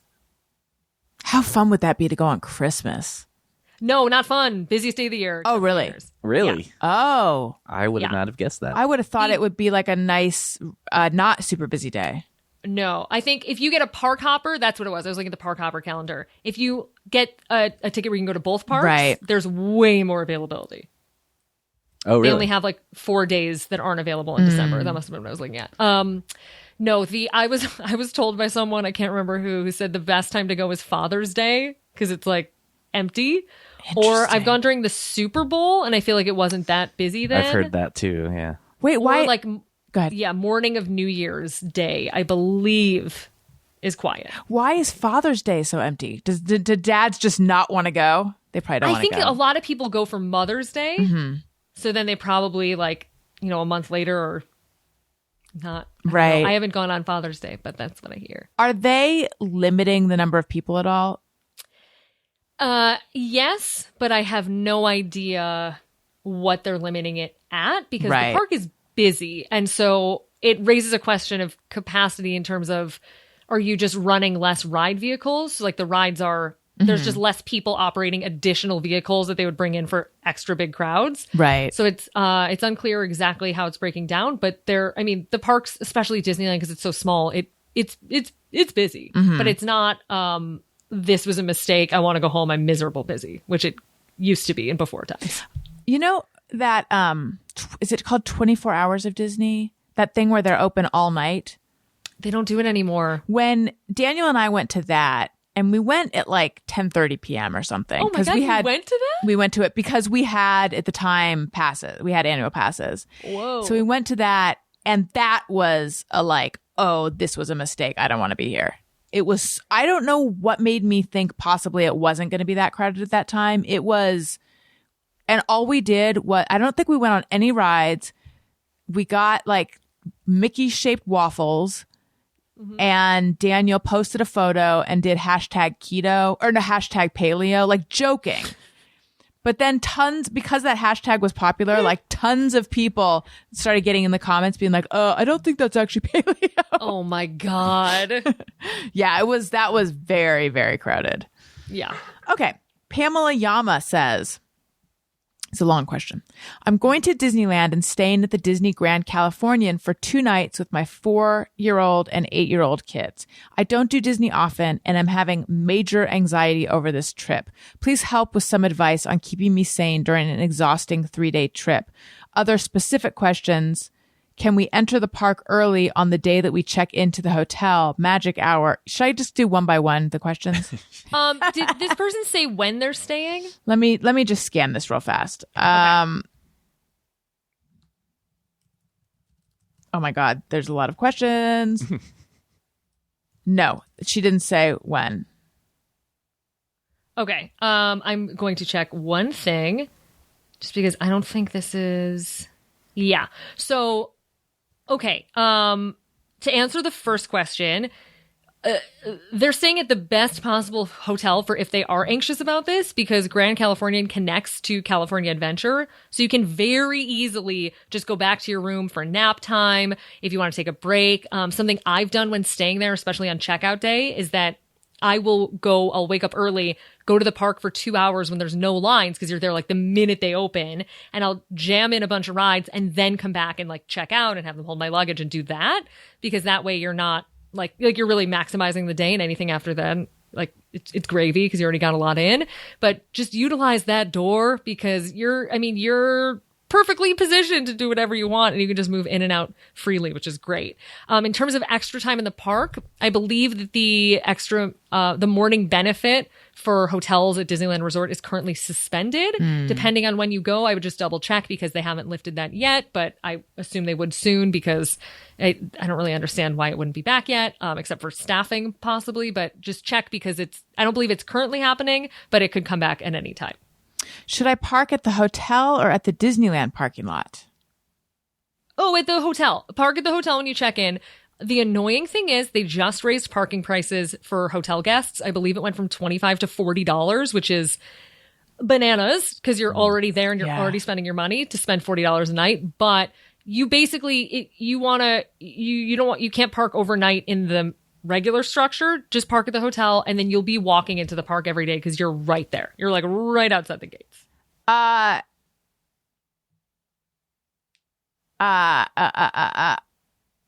She wants to know how do I? Okay, she wants to know how do I check in early? I can't get anyone on the phone from Disney. Is there a secret bat phone I can call for customer service? The phone lines are a mess. It takes hours to get a hold of someone sometimes, but I believe the thing is I don't usually stay at Disneyland because I'm local. But let me see. They should have. Do they have mobile check-in? Do they? I'm not sure if they do. Yeah. Yeah, I think they have mobile check-in. But you can always, if you're staying at the Grand California, you can always enter the park whenever you'd like. It's just the hotel room is the only factor. Right. I think she's wondering what to do with their bags, but the hotel will probably hold them, right? You can hold them, yeah. Yeah. You can hold them at the hotel. Thank you for any and all advice you have for making this anxiety-provoking trip a fun time. I just want to say I am feeling her anxiety and I am with you, Pamela. I would be worrying about all these logistics too. Yeah, you can online check in for the hotel, I believe. In terms of without knowing when you're going, it's a little trickier, but the one thing I would flag to pay attention to is Disney Genie, which is basically the new Fast Pass program. It's Disney Genie Plus, and then this thing called a la carte Lightning Lane. So you'll use a la carte passes. Everything happens through a Lightning Lane, which is the old Fast Pass entry queue. And when that comes online, it will completely change the way you visit the park. So you don't want to be in a situation where you wind up at Disneyland Resort and that exists and you're not prepared for it. So just make sure they haven't announced that date yet. There's a chance they will announce it this week. So I would just keep keep an ear out in case. But otherwise, if you go before they have Disney Genie and all of its parts come out, there's no fast pass. You can just move freely and do whatever you'd like. So there's a benefit on both ends, but on the further end with the new platform, you would just want to make sure you research about it first. What is it going to be? It's basically a digital fast pass system that's in a way similar to Max Pass, but Disney Genie is the base level and it's free to everyone who's a ticket holder who's entering the parks. They can customize a schedule for you and recommend times to go based on what the traffic is like for different attractions, what data shows the ride lines have been like and when you should do certain things when.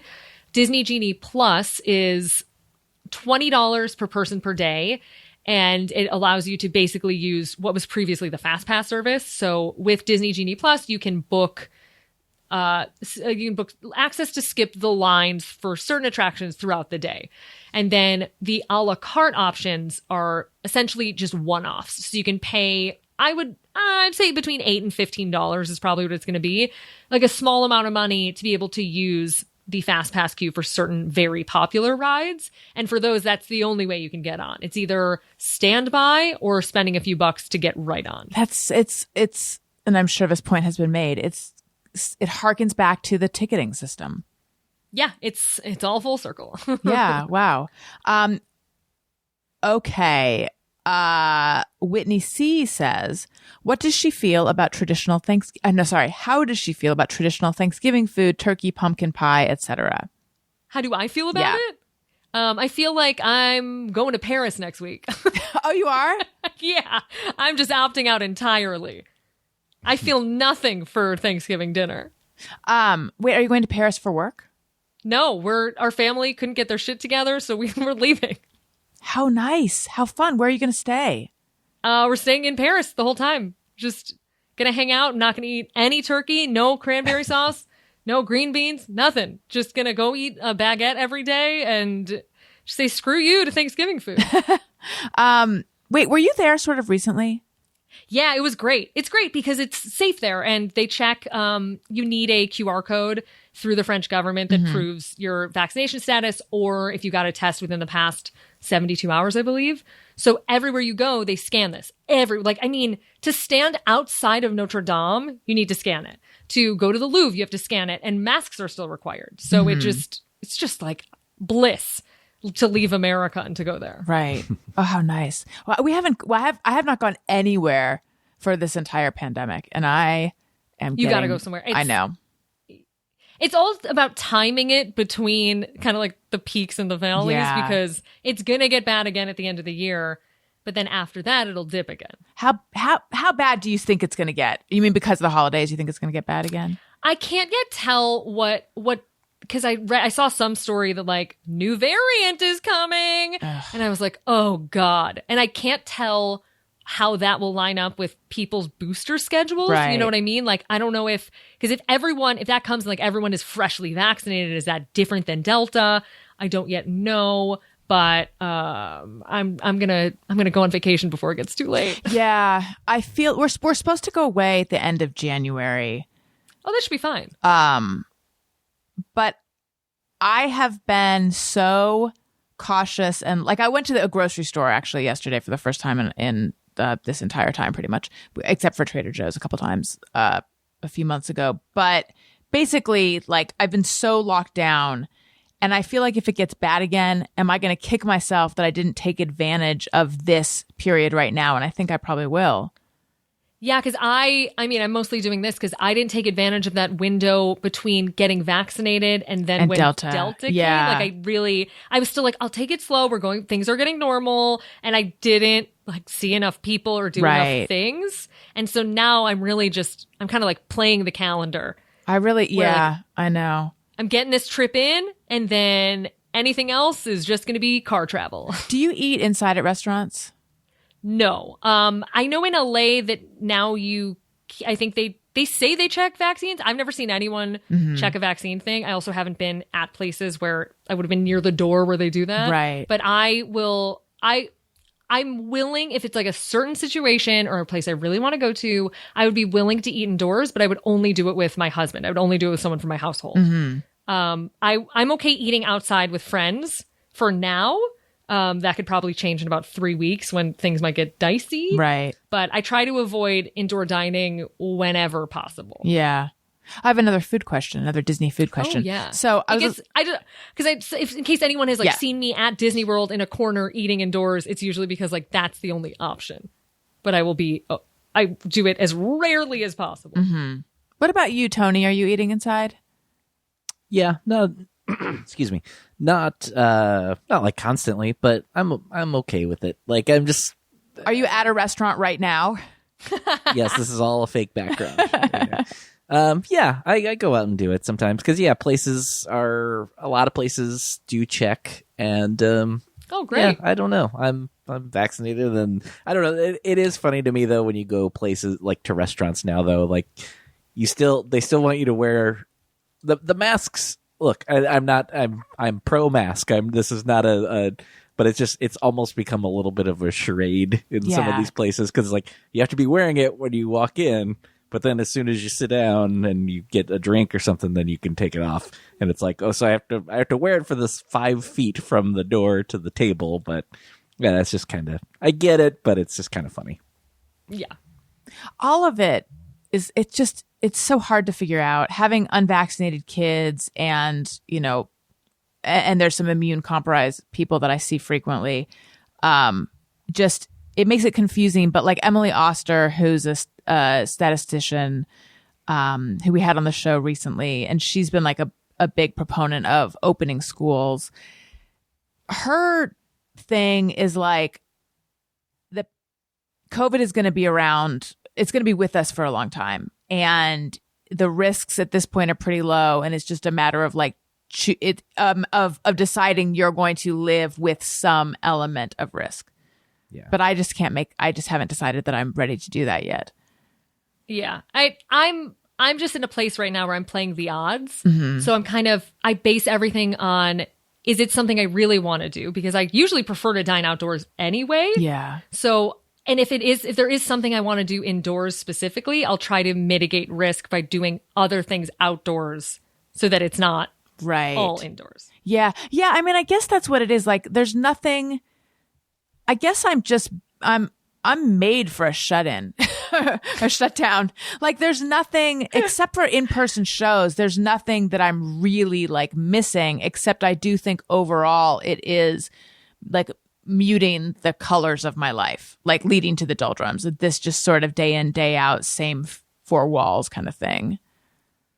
I mean, at the end of the day, you do live in a safer state because they do have all of these things in place. Like when I went to go see that Phish show, it was an arena show and I was really uncomfortable about it, but they checked everyone's stuff and I just left my mask on the entire time. Yeah. And like, even though people were like dancing around not wearing stuff, like it seems like if there is a level of like a layer of that and like I can wear a mask and it's one of the only things I'm going to do and I'm going to take a hit on it. It's all, there's so much of it is wrapped in emotion that it's tricky. Do you know anyone or have you heard of anyone having COVID recently? Because it's really few and far between for me. Not recently, but when Delta started, it was too many people. Oh yeah. It was like everyone suddenly. Yeah. And I was like, shut it down. Like it was like, we will see you at the other end of the table in our backyard. That is it. Like no one was allowed in the house. No one was allowed in the house until about like 3 weeks ago. Yeah. So we were not fucking around with Delta, but now it's like whatever the next Delta is. Right. I don't know if each one I'll be like, I'm used to it by now. Yeah. Delta was scary because I really thought that the vaccines would protect people from getting it. So then when all of these vaccinated people I know started getting it, that freaked me out. Okay, let's do oh my God, I just saw the time. I'm taking up your whole evening. It's fine. Okay. I have another 15 minutes and then I'm driving to a dinner. So okay. Let's quickly do Just Me or Everyone. And then we're going to let you go to your dinner. Sometimes I ponder on something I have thought or done. Is it just me or everyone? All right. Carlye, do you have a Just Me or Everyone? Yeah, I have a few. Oh, great. Is it just me or how do I phrase this? Is it just me or does anyone else think that their candles might be secretly killing them? Oh, what a fun one. My allergies were pretty bad the last couple days and I was suspicious of a new candle I have, but I don't think it's that. But, and I don't know if this is not the same. However, there's this wonderful diaper cream spray that I've been using on my son. And it's like diaper cream, but it's like in a little spray bottle. And when I spray that and then I'm like, I'm tasting this, that can't be good. So it's a similar thing. I know. My husband got me these like little tea size candles, like little votives. And so I want to smell them. So I'm putting them real close to my face and I don't know what's in them. And we know how that airborne stuff can be. So is that different than your other candles though? Like, is it these specific candles or is it all scented candles? I think it's because these are really like 7 inches from my face. Do they smell good though? They smell so good. What about you, Tony? Have you ever felt that things that have a wonderful scent or protect your baby's bottom are killing you? No. First of all, I was going to say too, you're not alone in the allergy thing. I know of multiple people that have had bad allergies. It's really bad, yeah. But no, I have candles, but in all honesty, I don't light them all that often. I kind of forget that they exist, and I just don't think to light them. So yeah, I don't really have this. I see a candle in the corner. I of the have screen. them. I just rarely use them. I go in phases. Oh yeah. You don't like candles. You don't watch Disney movies. You don't watch Law and Order SVU.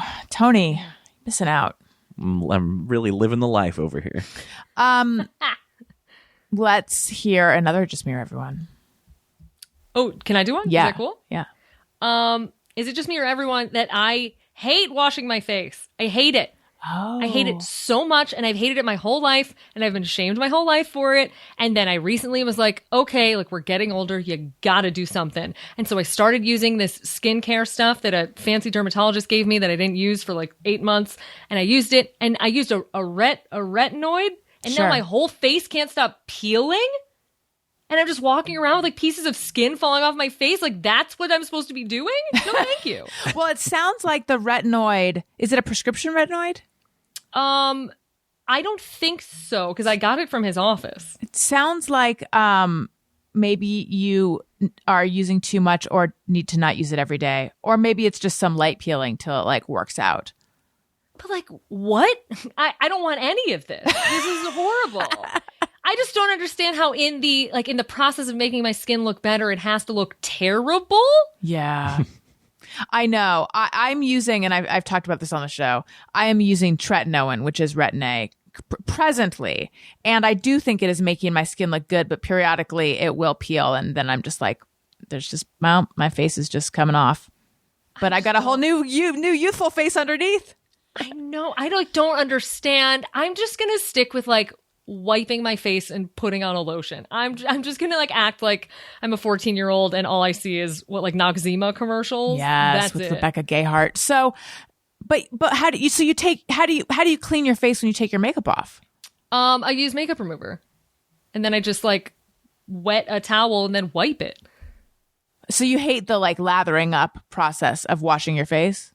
Using a and like cleanser all or the something? goops are like I didn't major in science. Like I don't understand chemistry. How I don't know like a hyaluronic acid and how I'm supposed to layer that with like all these other like those ordinary tinctures. Oh yes. I don't know what any of this stuff is, and I'm tired of saying that I'll learn one day when I never will. I'm just not sure and I'm sure that people would say I'm wrong, but I'm not sure all of that is necessary. Like, I feel like a lot of the whole skincare, like we need oils and serums and this and that and da-da. Sometimes I feel like that's in the category of self-care, in that people do it and it makes them feel good and it's kind of ritualistic. But I don't know, like we seem to get along fine without all that stuff before. And I'm not putting the retinoids in that category though, because that's like a specific thing that creates a certain thing. I'm talking more about all the serums and all that stuff. I don't know, and it's a whole ass job to learn it. Yeah. And like all these people are out here on TikTok being like, "Here's what I do," and like sharing all this knowledge, and it's just too much. I don't have time. I don't have time to like make a whole like layer cake on my face every night and learn about science, and like my skin's falling off. It's too much. Yeah. Do you wear sunscreen though? I try to. Because you really should. And I didn't for years until I saw a dermatologist who's like, you've got to all day, every day. And for some reason that worked on me. And like ever since then, I've been really religious about it. But I do have sunspots from not having worn it for years. But then again, sunscreen is terrible for you. And then Wait, I get what? in this real whirlwind. Like all those chemicals are so bad. And like American sunscreen is very bad. So I never know, like, is it better to not use the chemicals? Because both roads lead to cancer, but I don't know which one is a longer road. You know what I mean? Oh, I never thought of it that way. I mean, all the doctors and people on TikTok would have us believe sunscreen is better for you than. Yeah, but chemical sunscreen, very bad. That's the one I like, but I know what you mean. That's the one they say. It's like all they sell. It's no, very there. If confusing. you look at kids or baby sunscreen, those are physical blockers. Yeah. It's harder to get them rubbed in though. Yeah, I know. So I think what we've learned is you don't use sunscreen, Carlye. Yeah. And yet you don't seem to have any like skin spots or anything. Sunspots, I mean. You also can't see like my face is peeling. Like a monster face is going to come out from underneath. Yeah, I can't tell. It's that Zoom filter. Or have you enabled filter? I think so. I'm not on Zoom very much. Let me see. Oh, I don't think I have it. Okay. Hold on. Well, see, then your skin is like perfect. Beautiful. I'm not seeing, I mean, I hear you, but I'm not seeing peeling. Where is that filter? I can only see ones that make me look like a little peach. I'll take a peach. I don't think, what is that? Is this a special St. Patrick's Day filter? I don't want to bore everyone who's listening and not watching me play around with having a little sprout come out of my hat. That was really adorable. I think we have time for one more if you have one more. Yeah. Is it just me or why reading? Why? Like, I don't understand who these people are who are in their house all day like we've all been for 100 years now. And then at the end of the day, they're like, I'm going to curl up with a good book. Like, no, I'm going to drown myself in internet content until I eventually go to sleep. Yes. I have purchased books. They're sitting on my coffee table mocking me. I'm having trouble getting through them or opening them. Stack of books on my bedside table. Like one day my personality will change. No. No. Yes, there was a period of time where when Elliot was young, I didn't want him to see me on my phone all the time. So I was actually reading books, and I would read book after book after book, and it was really great. But now that ship has sailed. I'm just like, we're living in a golden age of content. I am not like, I could watch people's dogs run around on every social media platform all day, every day. Why am I going to read a book? And I have friends' books who I've bought and I'm like, really want to read them. And I just don't understand when that would happen in a day. I love that you're owning this. Like when real estate TV is like, oh, here's where you'll have your coffee in the morning. And it's like, that never happens. Right. It's not real. It's not like an actual part of someone's afternoon. Like it just doesn't. It doesn't happen. It's so true. It is so true. I don't drink coffee in a special nook. No. And I don't read anymore. Maybe when I'm retired? That's when you'll dust off the nook and those books. That was an unintentional rhyme. Carlye, it was so much fun having you on the show, getting to know you better. Thank you so much. Tell everyone where they can find you. Plug your plugs. Oh yeah, thank you so much for having me. This was a blast. I'm so happy to be back again. This is by far one of the more fun podcasts I've ever been a part of. Oh, thank you. You can find me, Carlye Wisel, at Carlye Wisel on Twitter and Instagram. And you can find my podcast, Very Amusing with Carlye Wisel, wherever they have podcasts. There's a lot of stuff for different types of fans. So if you're only like a casually interested in what Disney culture is like, you can still bop around and find some stuff you'll like. I think I said Carlye Wisel. I gave you either one. One parent says one parent says the other. Ooh. So I try not to pick a favorite. Did I do mom or dad? I think Wisel is my dad. Oh. Wisel is my mom. I said Weiss. I just split the difference. There's no wrong way to do it. As Oh. long as you do the first name right, Okay. whatever comes after is fine. Well, thank you. It was so nice having you on the show. You guys, if you like what you're hearing, please make sure you're subscribed or following or whatever the language is in your app of choice so that you get the episodes. You don't miss any. If you would be so kind as to leave us a nice comment. I love to read them. It cheers me up if they're nice. And if they're not, it makes me laugh sometimes. And it helps people find the show. It's just a nice way to support the show. So please leave us a comment if you haven't already, and even if you have already. And tell a friend. And check out Upworthy Weekly, my new podcast that I'm super excited about. Check out Childish. And follow me on social media at Allison Rosen on Twitter and Instagram. Tone Zone, what about you? Twitter and Instagram at Tony Thaxton. And my podcast, Bizarre Albums, every Tuesday, and the Motion City Soundtrack Tour just over a month away. So get tickets if you haven't gotten those yet. Do it. Carlye, thank you again for coming on. This was super fun. I know it does feel like we talked before the pandemic, but it's all been pandemic. That's insane. That is insane. Listeners, thank you for listening. I love you. You matter. Goodbye. Hey, do you know about the Allison Rosen show? We had a good time, but now we gotta go.